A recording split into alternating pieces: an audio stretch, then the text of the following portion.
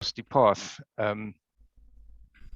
Okay, let's start that. Swaz with an organization called Generosity Path. Thanks for hitting the recording button right then, Quentin. Very good. Better to record than not. So, Swaz, I'm going to let you introduce yourself. We met actually through Frank. Thank you, Frank. That man is such a blessing in my life. I just want to give a shout out to Frank. I know he hasn't been with us for very long, but he's a faithful individual. He gets things done. He makes things happen. He's a real mover and a shaker. It's a real pleasure to have you in our life, Frank. Thank you.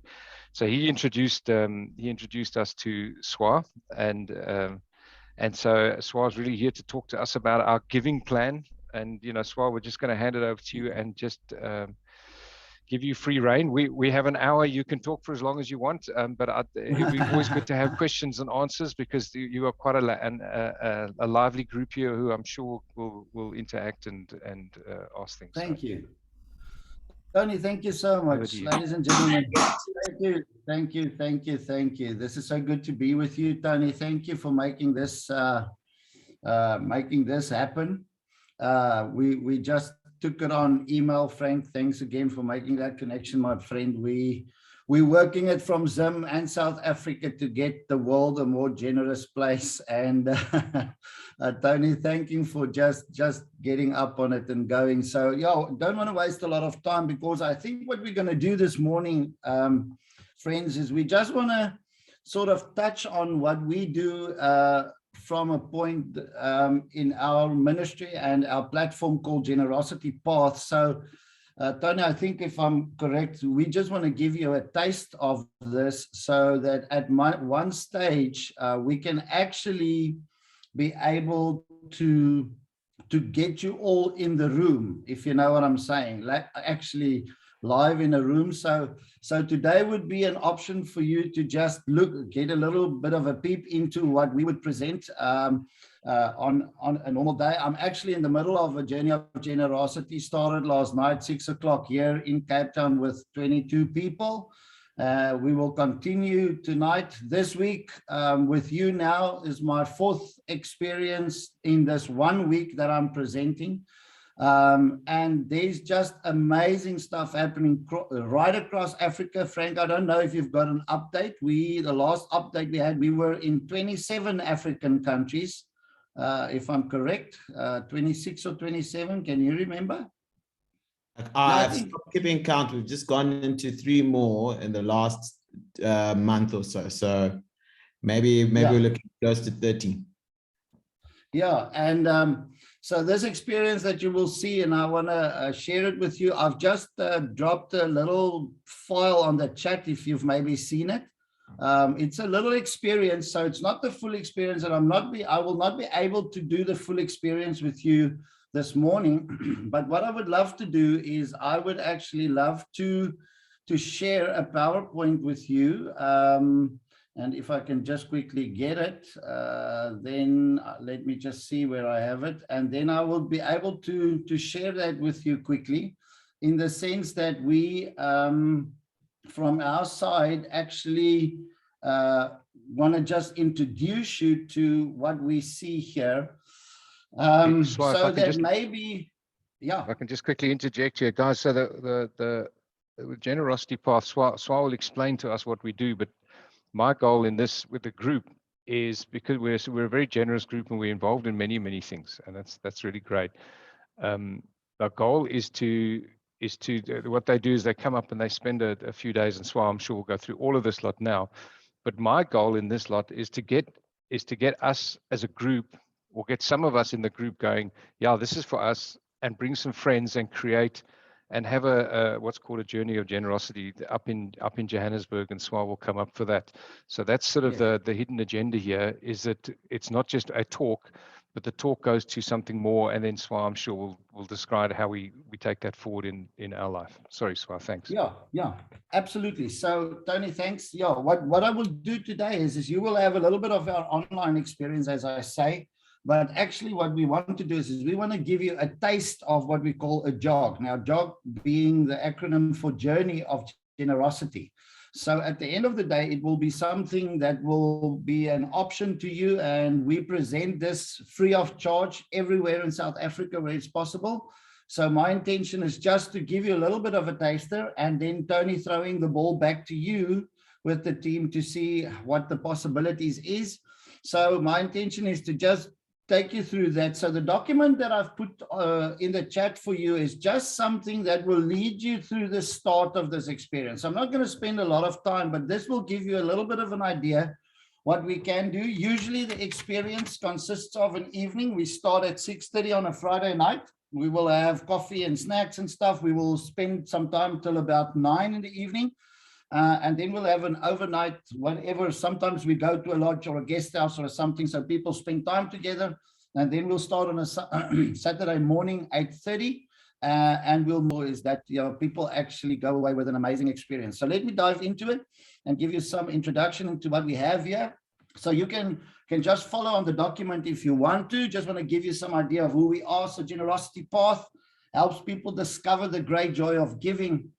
Our retreats have brought together thousands of givers, more than 60. I think our update is now more than 70 countries and over 30 languages across the globe. So the vision is that God's people will experience the words of Jesus, that it is more blessed to give than to receive, and become known around the world for their joyful and sacrificial giving. So those two things are quite serious. The one is joyful and the other one is like sacrificial giving. So and then the part that usually is a big question with people. So why is this for free and what is the catch? Here is the catch. We are funded fully and privately. Therefore, we are able to create safe and inspiring environments for people to talk about money and possessions without any concern, and listen to this, that there will be an appeal for funds. So Generosity Path may not solicit any funds. We will not solicit any funds, but we actually help and support everyone that attends our experiences to get a bigger picture, a bigger view, a better experience of what generosity looks like. And then every time I read this, I just want to thank our partners and our funders making it possible for us to give this away freely. So if we would host an experience with you in Johannesburg or wherever in the country you may feel, it is always free of charge. It will not cost you a cent. We will never charge you something. Actually, no. You're interested, you're not throwing on the floor. No. No. Right, Chase. somebody. It's okay. Chase has gone off mute. On the floor. Hold on. Quentin, can you just mute Chase quickly? There you go. Good, we're back. I almost thought I had the dog there. All right. So thank you again for that. Now, I put this in just to give you a little bit of our story and where it started. So in the late 90s, giving was at an all-time low, and we wanted to help reverse this trend. We began meeting with people we knew who were living radically generous lives and were inspired to see that they were marked by joy, freedom, and fruitfulness. Our own paradigms about wealth shifted in beautiful ways, and naturally we began to adopt a more generous life. So we began asking the question, what if more of us had these conversations? So imagine new families, legacies built on generosity with new generations of children growing up with a rich tradition. Imagine all our resources that we could free up, and imagine all the good we could do if we got something from this. So we invited more friends into the conversations with us. And every time we get together, we find that our hearts transform and our lives change. In 2000, the foundation funded the launch of generous giving in the United States to create a safe and neutral space joined by other givers. Now, listen to this. People around the world started asking us to bring these conversations into their country and their language. So Generosity Path, friends, actually only started in 2017. So the organization that's presenting this is only 5 years old, and we're in 70 countries with over 30 languages, bringing the message of generosity to thousands of people. Generosity Path was created to take this conversation global, and we are still privately funded today, so we never have to raise money at any of our events. So here is just some guidelines, but I'm not going to spend some time on that because that is what we usually do when we get into the experience. So here's the objectives. I think you would see that on your paper as well, the PDF that you've got there. And maybe just to run you through the 3 objectives of what this experience could be. Number 1 would be the following: that we excel in the grace of giving. So 2 Corinthians 8 verse 7 says, but as you excel in everything, in faith, in speech, in knowledge, in complete earnestness, and in your love for us, see that you also excel in the grace of giving. Now, what we would usually do is when we get into experience, we would give all our participants some time to look at this and to figure out what it is saying to you specifically. How are you interpreting what it is? And how is God speaking to you through this experience? Number 2, listen to and obey the Lord's prompting for our lives. So Proverbs 3, 5, 6 says, trust in the Lord with all your heart and lean not on your own understanding.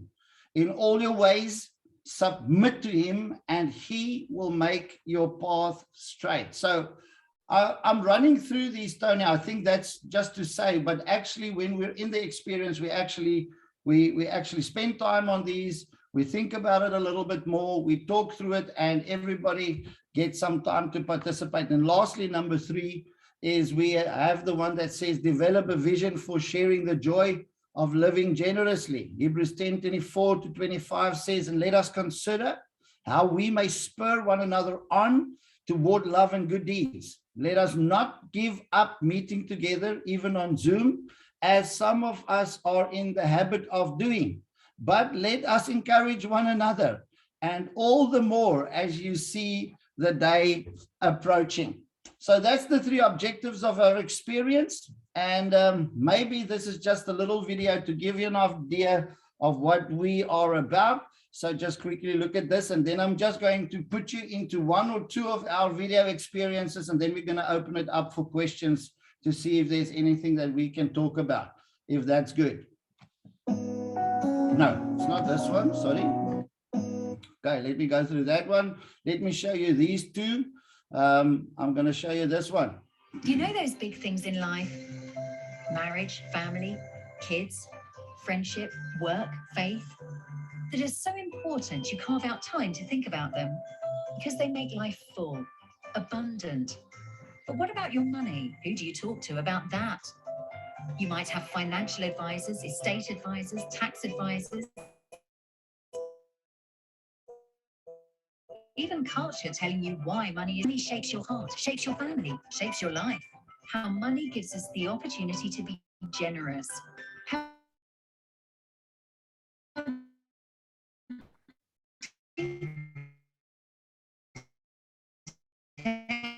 we all know the beauty of generosity. God, for God so loved the boy. How you've never really met an unhappy, generous person. And so it makes sense to spend time with people who love generosity, to think about it deeply, to talk about it honestly. But here's the problem. You can't, because most people who want to talk about generosity seem to have an agenda. They want something from you. So who can you really talk to?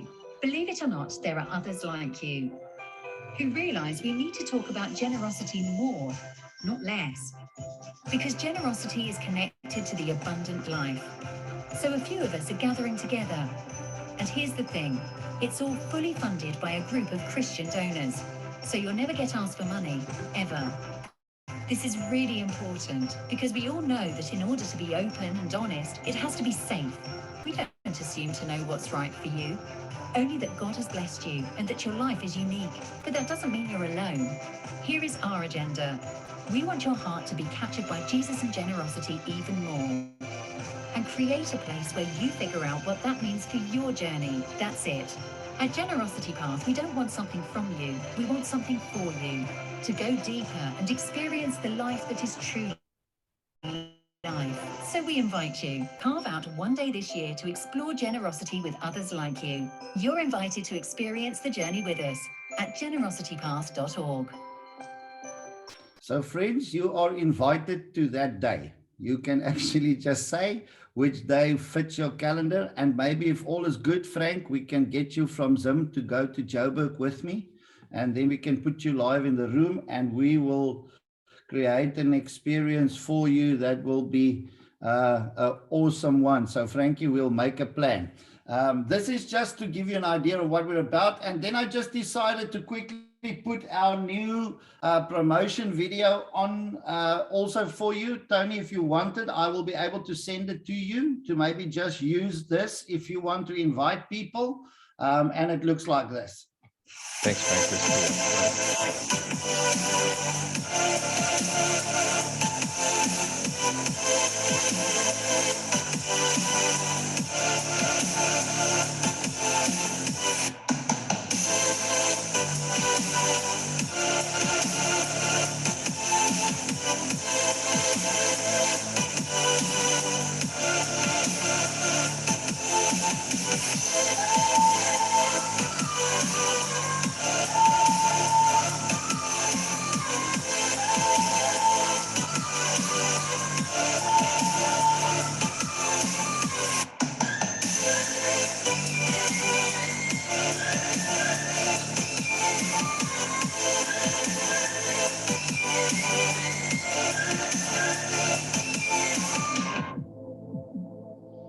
Right, so there's just a small promotional one that you can use, and that's going to take us to the first video that I just want to share with you, and I'm just going to share two of them. That's about 3 to 5 minutes. Obviously, we haven't got time to swing you into the full experience, but what would usually happen is we would put one of these beautiful videos on screen. Just to let you know that everybody that is showed on screen with us is tied in the family with a generosity path. So these were not videos that were sourced from YouTube or anywhere in the world to fit our story. This is actually stories that really happens in the world and actually happens all around the globe. Now, this specific #1 video is one that touches my life. I can give you many testimonies of what has happened through this video, and the story continues on. So I want to invite you to listen and to look at this video with us. Now, what we would usually do is after a video like this have played on screen in the room or online, we would actually invite the participants to talk to each other and to discuss what actually stood out for them. So I would like to set you up in the same sense. If you want to make some notes on a little piece of paper or somewhere, you can maybe just look at this video, and then I'm going to open up a little bit of a discussion after the video to just hear what you've seen and heard, so that you can get the feel for it. And then maybe we will do one more, and then Tony, I'll hand it back to you that we can do a little bit of a Q&A with me and Frank, if that's a possibility, so that we don't take up all the time. So please just enjoy this with us.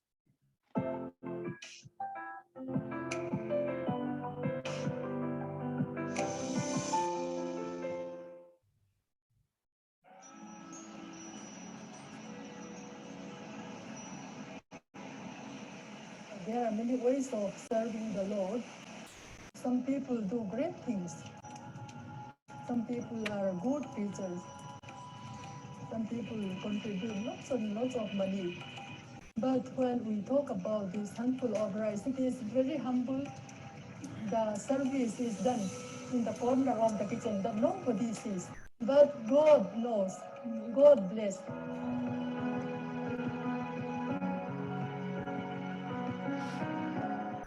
Every day, simple women in the state of Mizoram in northeast India are spearheading a revolution that is sweeping the world of missions. Their movement, Bufai Cow, or a handful of rice.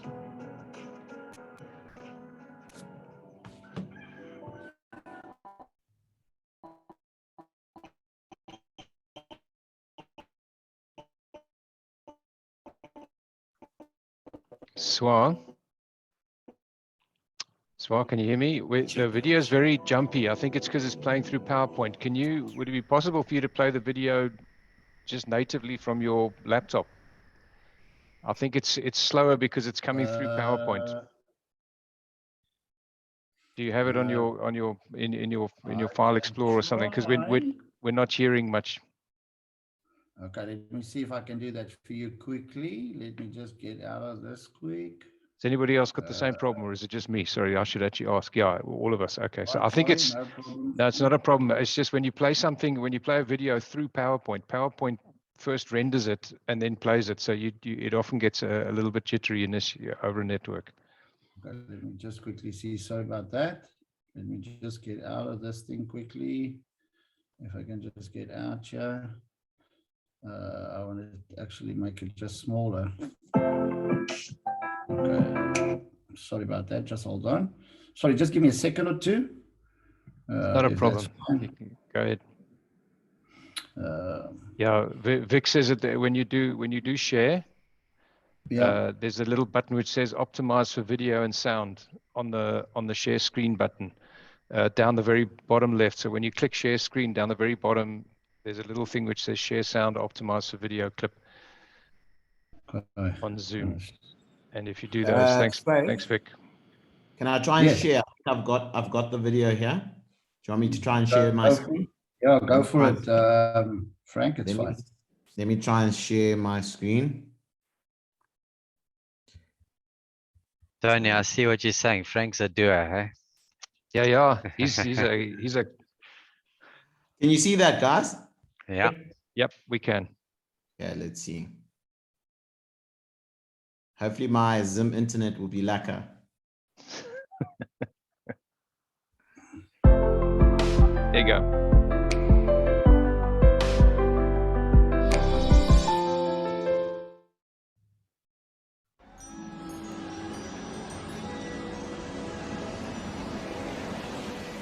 There are many ways of serving the Lord. Some people do great things. Some people are good preachers. Some people contribute lots and lots of money. But when we talk about this handful of rice, it is very humble. The service is done in the corner of the kitchen that nobody sees. But God knows. God bless.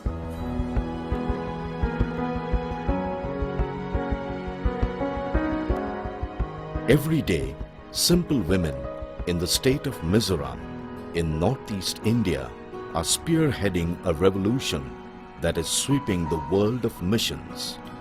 Their movement, Bufai Tham, or a handful of rice.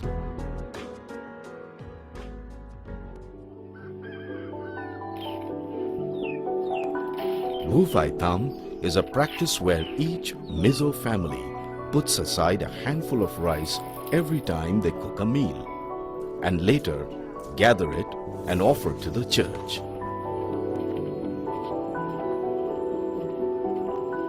The church in turn sells the rice and generates income to support its work.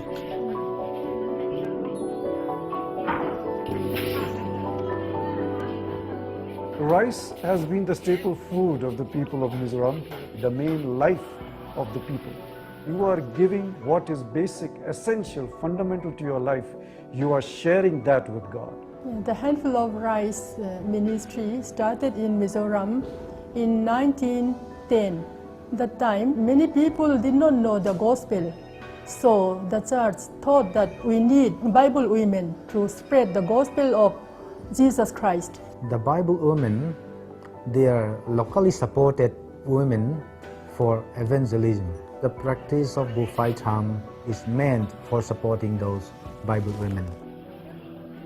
This concept of Bufai Tham became so popular throughout Mizoram over the years that giving was not limited to some individuals. The whole of Mizoram, rich or poor, young or old, everybody contributed to it. Bufai Tham ni tham tu wasani nanti na tham tuanin kum samsari amdet vela monya pathiani na lom thukan soina a kangaya wangin Bufai Tham ni tham tha ka tia so kan chuma piang khan lali so kan chum ke pa lali so chum ke nan kan thamani pathian ne na tangmal som na tam tak kan dong sia e tun ai tam zo khi pek ka du ani katia kuta hetia ka tham mai kha ka du tok to lova e novin e ka lo suak ta ano khatte It is something which my mother has taught all of us right from when we were very young. And I feel like Bufai Cham is a piece of Christian service that anyone can do it. Today, 95% of 900,000 Mizos are Christians. A strong and vibrant church has emerged.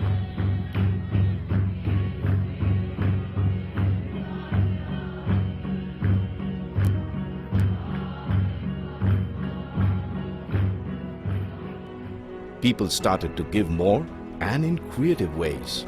Rice, vegetables, firewood and other produce, and also cash besides their regular tithes to the church.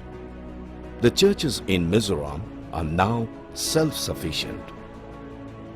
One such example is the Mizoram Presbyterian Church, the largest church in Mizoram with about 500,000 members. 1914, the money received from the sale of Ankulo is 80. That is $1.5 US. We don't receive any outside funding. All the money we receive is raised within ourselves.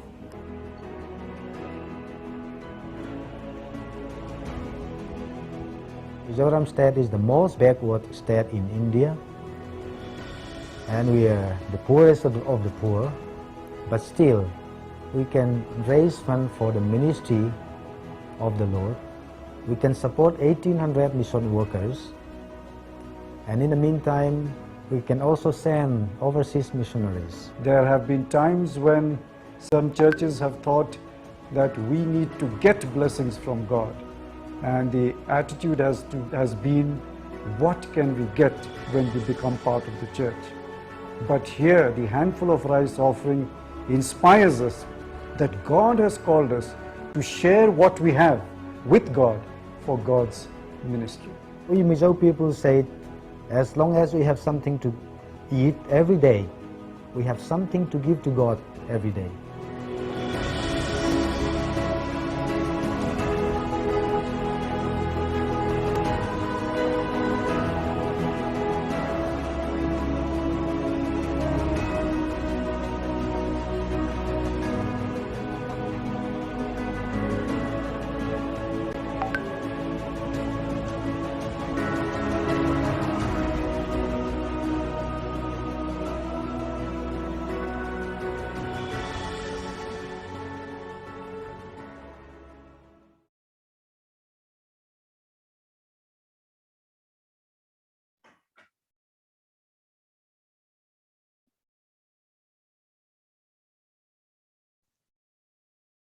It's good. Did we lose Swa? Yeah, he's just sending me a message. The beauty of ESCOM. Oh, he just gone into load shedding. Yeah, it sounds like he's just gone into load shedding and he's just thrown me into the deep end now. So you've got me. That's about it. No, that's good, Frank. So my computer wasn't charging where it was. For some reason, if I change rooms, it starts charging. It's really weird. But anyway, so how was that video for you guys? I know Swais wanted us to get into a discussion. Amazing story from India. There we go. Oh no, that's Chase. Sorry, I thought it was Swais. What are you guys' thoughts? Yeah, I think it's on my side, guys. I know this is it's a Christian organization, but I think that the whole purpose of this is to say, there's three things that we need to give of: is time, talents, and treasure. And I think they can start anywhere. And what I'm really impressed with on that video is, the people give out of what they've got. So in India, they have rice, right? So we don't have money, so we can't give money. And it doesn't really matter what it's going to. I think for the purpose of the principle of giving and generosity, which is what I'm trying to get through, is that so people have what they have in their hands. So whatever you got in your hand, everybody's got something. and people often, for me, what I like about this is people often think about giving and they immediately think about their wallets, right? And you think about, I've got to give something, you're like, oh, but hang on, I've got this budget, or, you know, I'm not doing well here or something. So what do you have to give in your hand? Because one thing is for sure is two key principles I've found in my life to be true. One is, as you give, Bible says more blessed to give than receive. As you give, you receive.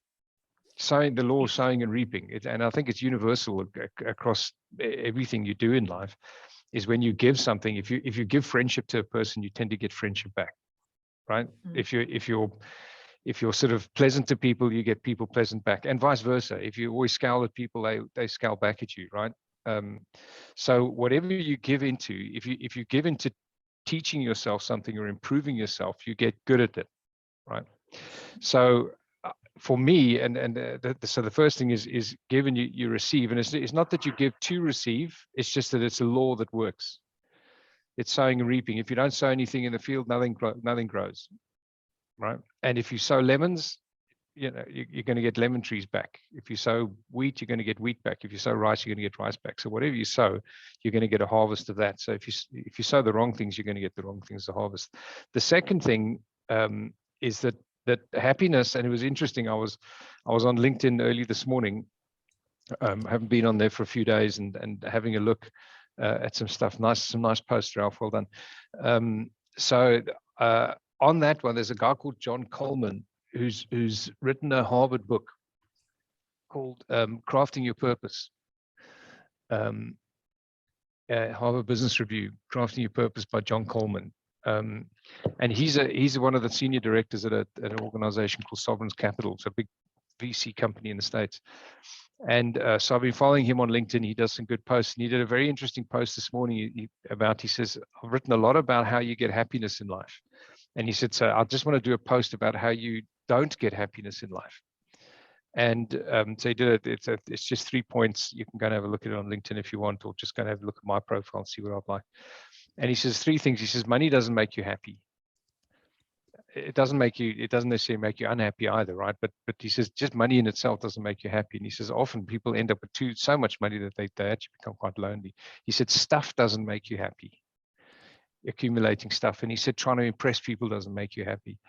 And I think, and I was like, yeah, that's so absolutely true in life, which is most of what people chase after.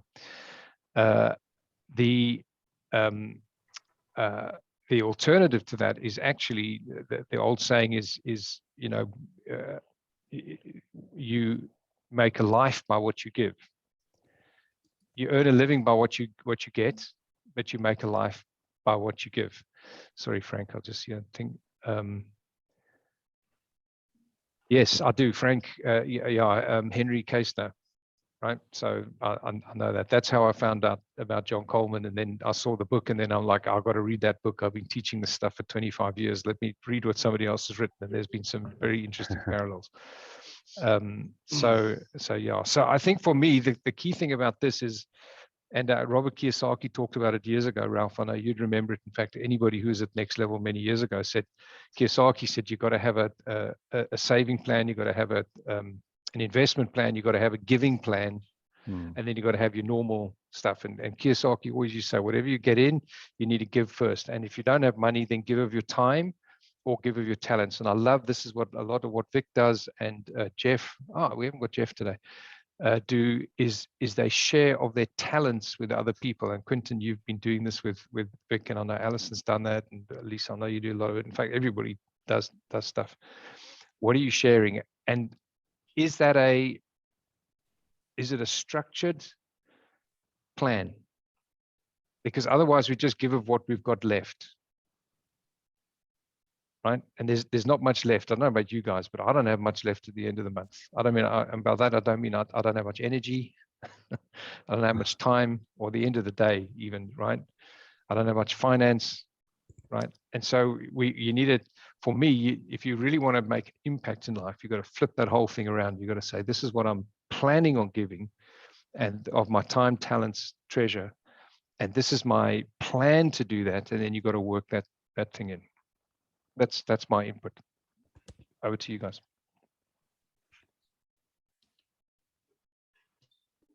And other guys, I started basically only 2 weeks ago, so I'm still very new at it. But you said when I felt so and sort of I started making Lisa, your sound's bad. for the river. Lisa,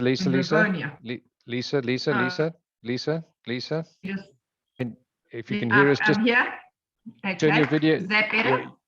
Turn your video off and then talk. We're not hearing your audio at all. So just turn your video off and that's it. And then try that. Yeah. Does that help? Yep. Okay. So literally the last 2 weeks, I've basically been at the Rivers Foundation on a Tuesday, my therapy sessions, making sandwiches and packing sanitary ware for the school.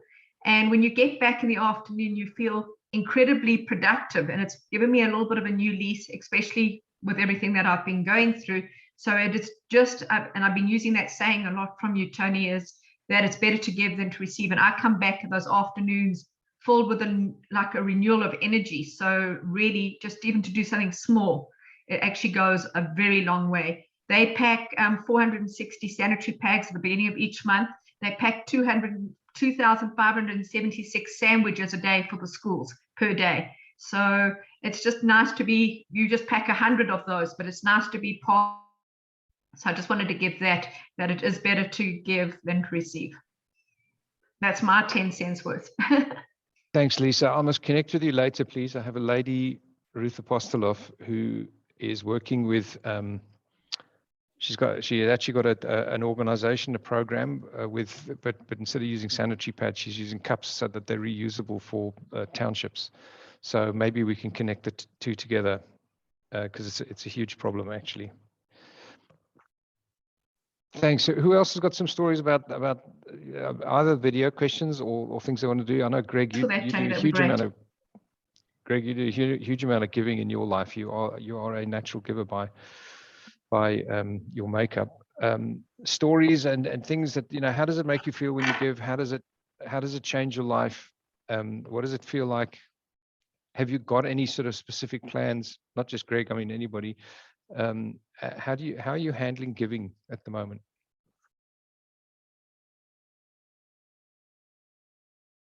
This is the quietest I've ever seen this group. Put me on the spot there. I had an experience about a month ago where I spent about 3 days doing, it was a service thing, and it's not important what I was doing other than to say it was supremely unpleasant stuff for me to do, and I never felt better in my life. So I think that reflects what Lisa was talking about as well. Not the unpleasant part, but this being part of giving back in service.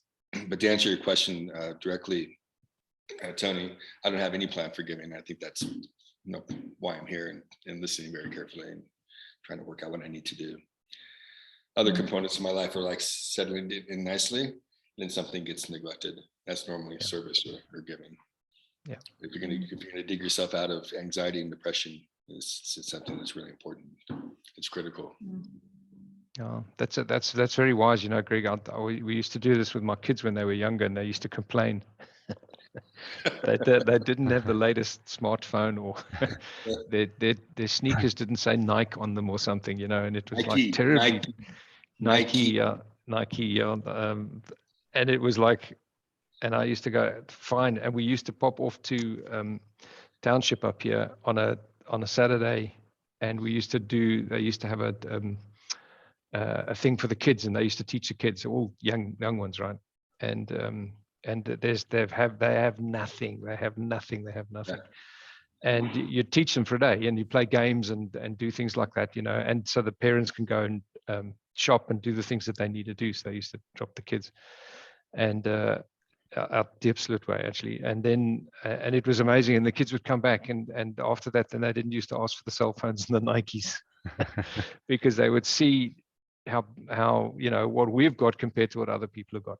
And it's all about perspective, right? And I'm not saying that you shouldn't have what you've got. You work for things and all the rest of it. It just gives you perspective. And when you're feeling a bit miserable about life, do something. I don't know. There's a series on Netflix called Ozark. I don't know if anybody's seen Ozark. Yeah. No. Yeah. It's quite a good. It's quite a dark series. It's and we watch it every now and then. And my wife goes, she says, I always like to watch Ozark. She said, because then afterwards I feel better, because then my troubles aren't anywhere near as bad as theirs. It just keeps getting worse in their life. She says, at least we don't have the feds after us, and we're not haven't got the drug cartel after us, and we're actually living a good life, and our troubles don't seem as big when you look at other people. So I think very uplifting. Anybody else? Questions, stories? Oh, there we go, Robert. Ralph, Robert. Yeah, so I've had for many years a plan to kind of help in various different ways, but I think it's really the journey that I've been on, particularly from an entrepreneurship perspective, has cemented the journey and I guess clarified the real point of the sword around where to focus. And it's funny how these things come to life. I think it's very often very difficult to. A while back, if you remember, we posted what leadership qualities are kind of the most in regard, and if I remember correctly, Jeff said empathy. And I said not really. It's a great one to have, but the real one is to put yourself in the shoes of that person and say, I've been there, I know exactly what you're going through, and here's how I can help. And so Robert, you just defined empathy like the best definition I've heard. Yeah. Well, empathy stops at the how I can help, right? So they don't necessarily say how I can help. So that's why I said you got to go that step further, because it's all very well sitting, I really understand what you're going through. It's terrible, been there, and then walk away. Actually, what people are after is how you can help. And that's what we're talking about in terms of giving. So, for me in particular, I've always had a goal to say, I want to help 1,000 people. Okay. That's morphed into, when we were funded and I had lots of money, it was morphed into, I want to help 1,000 tiny entrepreneurs. This is the guy who sells stuff in his township, have money to buy more stock to scale his business. So he can hire 1, 2, 3, 5, 10 people. It's morphed from that into the mental anguish that I see in people who have just been brutally beaten up by the journey. I don't know if you follow Mark Sham on LinkedIn, Tony. If you don't, please do. He talks, and I mean, he's been through the same thing. Okay, he had an events business completely rattled by COVID. But the one thing that I've noticed because of this whole issue is that no one is talking about the help and support required in the mental anguish that happens in the process. So I've joined a couple of groups through New Life, obviously did Alpha, and that was hugely beneficial just to understanding a lot of things that I had questions around. The latest one is also, talking a little bit about the religion element, but the group is really given me insights. There are a couple of people in the group who mentally are just going through, I thought I was going through a really tough time. And the giving really boiled down to just having a conversation and the open platform to say, here's a safe space to talk about your mental anguish. It's the opportunity to go down, conversations around suicide is not the way to go. And so when I asked Brian, Tony will know Brian, a while back, I've got this big thing, want to help 1,000 people, but who do I choose? And he just said, start with one person. So, because that's the other element is there are so many people who need help. Who do you choose? So that was really the thing I struggled with, but it almost came to me in these recent interactions. And so, you know, on LinkedIn in particular, and also in these groups, even with Fern at New Life, I've said that no one is talking about just the mental anguish that people are going through. There is no safe space, even with Fern's husband, you know, also a similar situation. And I just said there is no safe space being created to talk about what people are going through. And that's something that we need to create, because I've just lost too many people that have just got to the end of the road and the only thing they've seen is that way out. And we need to address that, you know. So for me, the reflection that's happened over the period has come to a point to say, you know, I think what I'd like to do is to really create a support group for entrepreneurs who are just going through this mental space, who don't say, hey, it's all great, like the social media thing does, because beneath the surface, people are really struggling. That's good, Robert. That's good. That's so true. That is a lot. You can appear to be one way, but there's really a lot actually going on here. So I am somebody that's in that position right now, so I can actually sympathize with you guys and that kind of stuff. It's something I've had to fight over the last year as well. So it's definitely something that's out there. You can see somebody and everything looks great, but what's going on behind that, Robert, is quite serious. So that, because there is definitely a dark side out there. Yeah, I see Ralph's hands up. Robert, connect with me. We're actually doing something exactly about that through not just New Life, but you guys have seen I've got FDE starting, which is thanks to Frank. Frank's our Southern African director for FDE, and we are starting on the 23rd of June with the foundation series. And from the foundation series, you want to pull that down into a practical group. So I know I've sort of mentioned that before to you guys around what happens with entrepreneurship and stuff. It is a Christian-based organization, so expect faith in it. If that's not your thing, then don't join. It's fine, or join and come and listen is fine. But Robert, we're actually specifically starting that within New Life. I was literally with Chris for two hours yesterday. Ralph. Yes, thanks, Tony. Just a few comments.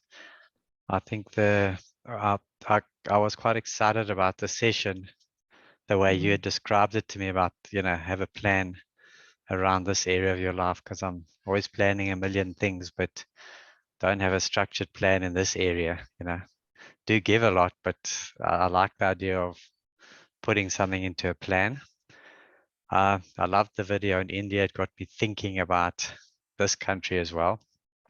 Sure. I know there are already so many initiatives, but just the way that approached it in India was, I thought, quite clever. And yeah, my only other comment was got me thinking quite a lot, you know. And Bruce Tiley, he joined one of our sessions, or one or two sessions. It's always stood out for me. He says anything that gets you thinking is probably a good thing, you know. So I think that video and the talks got me thinking. Very good. Yeah, I think so. And Ralph just mentioned, excuse me, there's a lot of initiatives. This last couple of years, I've had things on my heart to start, and where before, even with Next Level and Kingdom Boardroom before that, we used to create the program. Right now, there's so much stuff out there that actually it's more a matter of aligning yourself with something, finding it, and then putting your weight behind it. A little bit like that cup of rice started, whatever, 70, 80 years ago or something. And instead of somebody else going, oh, I'm going to do a cup of sugar, right? Or I'm going to do something else. It's just a matter of, okay, get me involved in that. I know, Dean, you've done Power, Purpose, Passion and stuff with me. I mean, one of the examples I give of a lady, and Robert, what you're talking about, by the way, is your purpose, and you and we need to talk about that. But we had a lady, and she had this lifetime. She was in her 50s, I suppose. She's had this lifetime passion of wanting to look after orphans in townships, and she's absolutely passionate about it. I mean, it was clear as a bell the first day she walked into Power, Purpose, Passion. The last day, that was her purpose in life, but she had no idea how to do that, and so she was just stuck. So she just continued in life. She didn't have much money or anything like that, and she was like, how do I do that? And I said to her, well, is there anything stopping you from going to an orphanage on a Saturday morning and helping as a volunteer. She said, no, I could do that. I said, so let's start there. Yeah. And from there, let's see where it leads you. Right. And she was like, I never thought of that. I always thought I just had to start a thing, and it was just so big. How do I do that? How do I raise X million? How do we ongoing fund this? And so I think one of the things I'd encourage everybody is just start small. It's a little bit like Robert was saying, just start small with where you're going that, and start with what's in your hand. And I think that the problem is we look at this and we think too big from a perspective of how am I going to do that? Oh, I'll do that one day. And there's nothing wrong with having a big vision to say, I want to reach 1 million people or whatever you want to do. There's nothing wrong with that. But, you know, what do they say? The journey of 1,000 miles starts with the first step. What is your first step? What is in your hand? Your time, your talent, or your treasure? Okay. It's Quentin, I see you. Last thing I just want to leave you with on this lot is when you give, whether it's time, talent, treasure, if you don't give it all, you don't help anybody. If you give erratically, you help erratically. You know, they can sometimes do some stuff and sometimes they can't. And if you give consistently, it allows the organization or the people that you're helping plan and grow. Yeah. Right. So for example, Vic runs a wonderful thing called Value Ed. He needs sponsorship for his guys, 380 Rand a month or 360 Rand a month, and you sponsor somebody, 1,000 Rand a month sponsors 5 people, you get a discount. If you do that and you pay every single month, and again, I'm just using an example because Vic's in the group, blah, blah, blah. Sorry, Vic, I'm using you, but just it's an example. No problem. He's happy. It's free advertising. You can give me the commission later. I'm kidding. But if you do that, he can plan. So if you sponsor a person, that person now has a path that they can go on, and you've changed their life. Ralph, we used to sponsor kids back years and years and years ago to go through school, I think, or something like that. And I know Dovetail does. When you give regularly, the organization you're supporting can plan and understand. When you give erratically, they can't. Yeah. So it's better to give 1,000 Rand a month for 12 months than to dump 12,000 Rand on somebody's desk once and then not give again. Does that make sense? Right. Chase has become a patron. Yeah, become a patron. That's no, I'm saying Chase has become a patron. Oh, awesome. Oh. Well done, Thank you, Chase. Nice. Quentin, you had your hand up. Yeah, no, I just wanted to also say this is a great sort of a lesson in terms of thinking about generosity in terms of a plan, because I'm definitely one of those you go through spurts where you, like you say, dump 12,000 Rand. Well, I haven't done that yet, but on somebody's desk. So, but the other thing it reminded me was, this thing of the cup of sugar. We all know about the world economy. It's going through a tough time in terms of high inflation and petrol prices and that sort of stuff. But I think to most of us in this group and the people that we deal with every day, that doesn't affect us very much in our daily life, because your cost of living, your basket that you're consuming is probably a loaf of bread is probably a small part of that. And it doesn't really matter if a loaf of bread costs 10 Rand or 13 Rand or even 20 Rand, you're still going to have a loaf of bread. And I was listening the other day to somebody who was saying that in the townships, some of the spaza shops are now selling bread by the slice. And that sort of just kind of jerked me into reality that even when we buy that loaf of bread for 15 Rand, sometimes there's 3 slices left and you chuck them away into the bin. So that it's just the different perspectives that is out there. And yeah, maybe those small things that you can do, and you do them regularly, can change people's lives. So I think this is very timely. And and I also just want to sort of also say that what Vic is doing is awesome, because it's helping people for the long term, helping change people's lives, and not just giving them fish, but actually teaching them how to fish. So yeah, great talk today. Frank, you got your hand up. Tony, there's something from Chase on the group. If you want to read out what Chase had to say on the group, he's posted. Yeah, I read it there. Frank, you chat got your line hand if up? you can't call. Yeah. Sorry, Suez has profusely given his apologies for coming off. So I mean, after you do from a generosity path perspective, when you go through this journey of generosity, we also do another event, maybe a follow-up event called a giving plan retreat. And so that kind of, because the jog really works on the heart, and the giving plan retreat helps you now have a structured way. Because I mean, I heard someone say, you want to help 1,000 people, but you actually don't know how you're going to start. Let's say you have the ability, or how do you start that process? And I love Tony's explanation of start small. And the giving plan retreat we have after is to just allow you to have that understanding practically, that, okay, say I want to give to this cause, or I'm feeling God direct me to this cause, or whatever it is that you're feeling you want to be involved in terms of your contribution, whether as an organization, if it's part of your corporate social responsibility, whatever it is that giving plan retreat just allows you to have some practical handles on how to give more structuredly. And so I would also encourage us, if we're able to after a jog to be able to register for GPR. But I think Tony will be able to give details for Suez, and maybe, if there's a plan around that, he can plan to do that for you guys, and I can be involved. But I don't know, I know we're at the top of the hour now, just probably gone. If you wanted to watch one more video, that's wasted on me to play, but if not, we can always it can always be watched during the retreat. It was more of a business Frank, maybe side. I think just whack them on the WhatsApp group. Okay. And then we can see them, and then like Jeff is not on board today and things like that, and then those guys can have a look at it. It is top of the hour, guys. Just quick show of hands, who would like to do a jog, a journey of generosity? If we pulled one up, and again, your wives or whatever, husbands or whatever can come.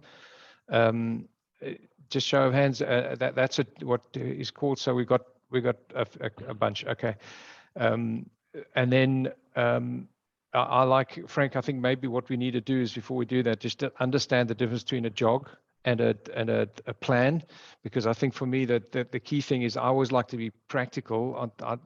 Obviously we have to talk to the heart, but I want to come out afterwards with guys going, yeah, I've got a direction. This is what I'm going to do.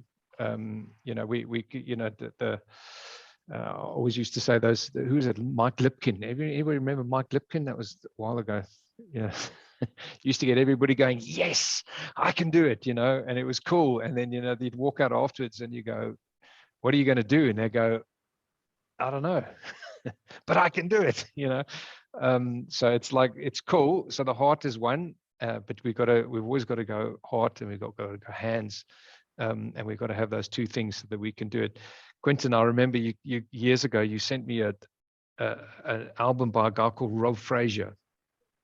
Remember that back in those days? I still listen to that album, by the way. Yeah, it's amazing. And there's a wonderful song called "What Can One Person Do?" I'll stick it on the group. You guys can listen to it. But it's all about, you think I'm too small, I can't do it. And there's another wonderful song by Cliff Richard, believe it or not, says it's okay. It might be a drop in the bucket, but the bucket gets wetter every day. And when you look at that rice video, you just think it's just one handful of rice, not even a cup. I mean, that lady was just so excited that she could now give a cup of rice as opposed to a handful of rice, right? It's just phenomenal. But the point is, when you put those little handfuls together, it ended up being a massive amount, and over the years. So I think just never, ever underestimate what you give. And again, from a Christian perspective, the little boy who gave the 2 fishes and 5 loaves, and Jesus fed the 5,000 or whatever. So it's amazing what God can do with just a little bit that you give, your little bit of time, your little bit of talent, and how that gets multiplied and multiplied. And you know, when you look at things like what Jeff and Vic and so on are doing, you feed into somebody's life, and then somebody's life gets changed, and then how many lives do they change? Right? Even as entrepreneurs, you run a business, you might be feeding your family, but you're also actually feeding your suppliers and all their staff and their families, and you're feeding your customers and their staff and their families. So your business impacts not just 2 or 3 people, but or 20 people or 50 people, can impact hundreds and hundreds and hundreds of people, just your little business. And not sometimes not so little, but right, understand. Yeah, Tony, Very there's good. there's that saying, but I think it was the Dalai Lama said, "What if you're too small to make a difference, you haven't spent the night with a mosquito." Yes. No, that's very true. Good one. Right. Okay, guys. Anything else? Any other comments? Otherwise, let's hop off. How's it, Gary? We didn't know you were on today, but you're awake. Nice to see you. But thanks, guys. I must run. Eh? Keep well. Cheers. Okay, everyone. Have a great week. Cheers. Bye-bye.